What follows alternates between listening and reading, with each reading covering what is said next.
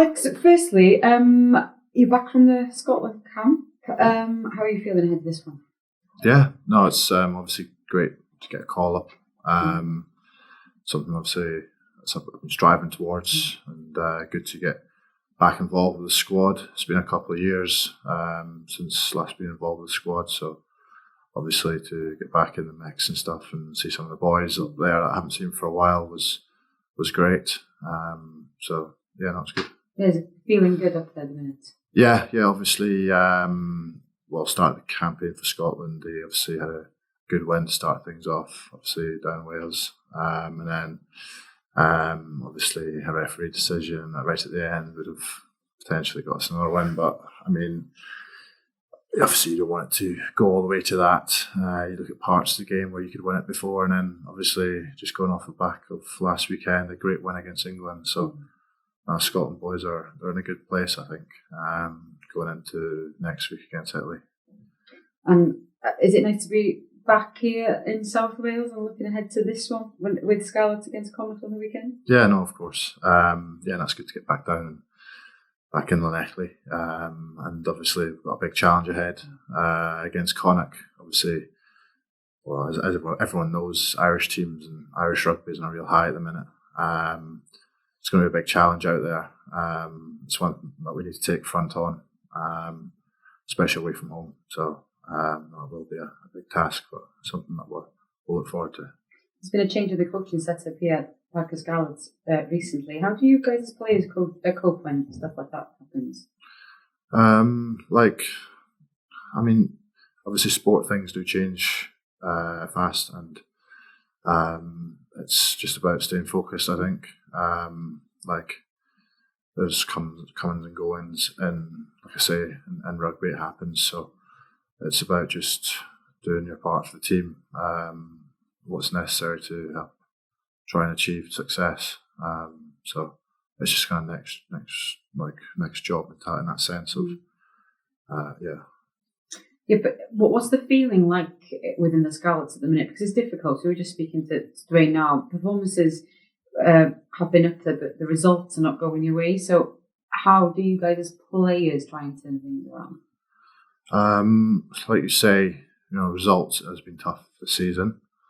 But obviously you got to, I think, individually think what you're doing and how you can affect the team in a positive way. So yeah, hopefully, if you keep working hard and keep them good habits, then results should change.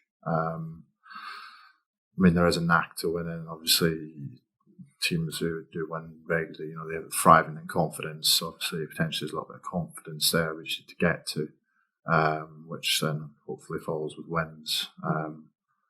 But yeah, it's about trying to just repeat them good habits over, I think.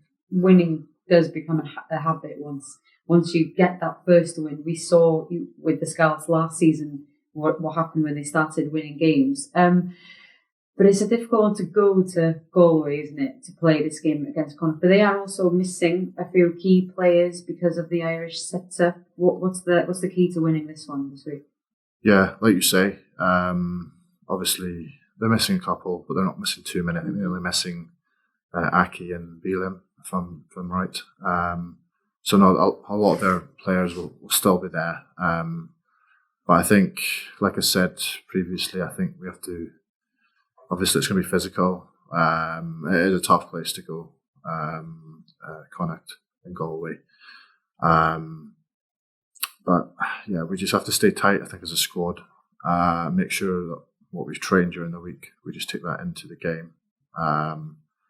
We focus on ourselves. I think if we focus on ourselves and the plan that we've put out there, we can't be too far wrong if we have that physical edge, as well as like I say, being accurate. This is your first season at the Scarlets, right? Yes. How are you finding Llanelli? Yeah, no, I'm enjoying it. Obviously, the boys have made me feel very welcome. So it's been quite an easy transition across, I'd say. So yeah, no, I've enjoyed it. It's been good. How's your Welsh? Not the best. Good for you on the spot. Diolch, good luck on the weekend. Diolch. Has it been, must be good to have had like a run of games injury free as well? Because I know you had some bad luck with injuries at Gloucester, didn't you? Yeah, no, exactly. I had a couple of years there, especially just going off last 2 years before this season, where I struggled to stay fit. I had patches of a couple of good games, and then I would, like I said, I'd get a long-term injury, and obviously it's quite frustrating because there's not an awful lot you can do. But yeah, I'm grateful to be fit now, and obviously managed to string games together, which was important for me. So personally, it's been great from that point of view. As obviously just helps you as a player, going from game to game rather than playing a couple and being out for a while. Obviously, it builds the confidence and builds your ability to play, I think, as well. Yeah, I mean, obviously, it's any player's goal to play for his country, but it must have been like frustrating because obviously you've shown what you can do when you're fit this season, and when you're fit, you're good enough to get in the Scotland squad. So that must have been frustrating because you won a few caps at Gloucester, didn't you? But then the injury sort of held you back. So it must be great to sort of earn your place back in the squad. Yeah, for sure. It was 3 years ago when I played.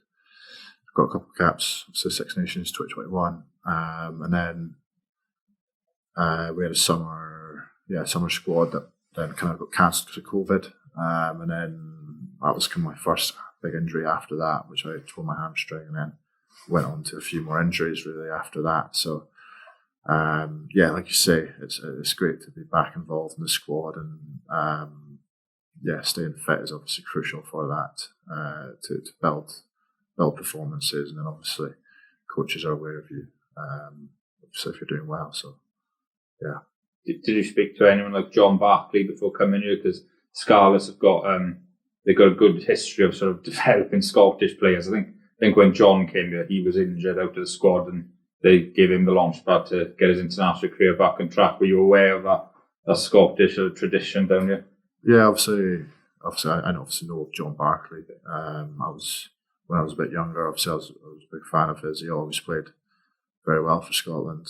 I'm sure he captained quite a few games as well. So yeah, no, I was obviously aware that he was at Scarlets, and yeah, you see him up on the wall, obviously playing over 100 games and stuff. So I think I've heard him speak very, very highly around Scarlets and saying it's his favourite time of his career being here. So yeah. Yeah, and in terms of the Scarlets, how much of a boost is it to have Sam Lowsey back fit and Via Fafita? Because those two players are sort of players that can, they can just conjure stuff out of nothing, can't they, because of their skill set? No, absolutely. I think it's crucial that they're fit, really.